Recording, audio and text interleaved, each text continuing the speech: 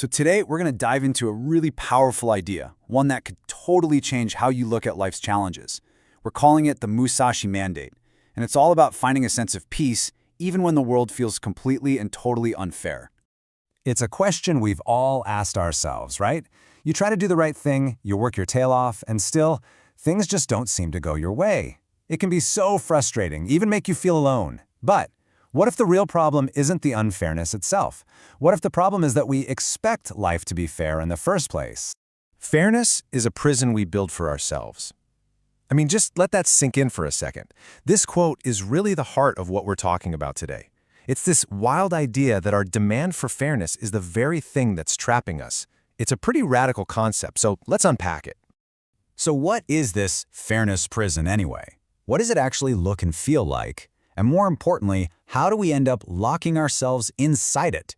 Let's take a look. Okay, so picture the walls of this prison. They're built from constant frustration. Because when you expect fairness, you are just setting yourself up for disappointment over and over again. And that frustration, well, it starts to breed this sense of victimhood, where it feels like the universe is personally out to get you. Pretty soon, that feeling sours into resentment, a real bitterness towards reality itself. And the final wall holding it all together? You just can't find any peace because you're in a constant state of war with the world as it actually is. So how do we get out? How do we find the key to this prison we've built? Well, our guide on this is probably not who you'd expect. He's a legendary swordsman from centuries ago. Meet Miyamoto Musashi. This guy was, and I'm not exaggerating, considered the greatest swordsman in Japanese history. He fought in over 60 duels and was never, ever defeated. His entire life was this masterclass in surviving the harsh realities of his time. But what's really interesting is that in his later years, he put down his swords and picked up a paintbrush and a writing brush. He became a philosopher, and right at the end of his life, he wrote down everything he'd learned, and it's in that wisdom that we find our key. And the path he laid out for us, the way out of the prison, he called it the way of acceptance. Musashi talked about something he called the grand design of existence. Now, don't get hung up on the words. This isn't really about destiny or some cosmic plan. It's much simpler. It's the idea that reality just is. It has its own rules, and those rules couldn't care less about our human ideas of what's fair or unfair. The way of acceptance is about just stopping the argument. Stop fighting with what is and just see it for what it is.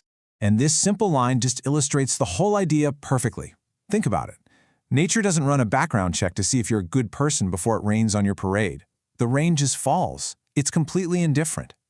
Musashi's big realization was that a huge part of life works just like that. Good things happen to not so good people, and bad things happen to really good people. It's not personal. It's just the way things are. Okay, so getting this on an intellectual level is one thing. But how do you actually find peace when the rain is falling on you? How do you apply this to your own life when things get tough? Well, it really boils down to a simple three-step mental process. First, just acknowledge what's happening without any judgment. So, my flight was just canceled. Not, this is a nightmare, why me? Just the plain facts. Step 2, observe how you feel. Okay, I'm feeling really angry right now.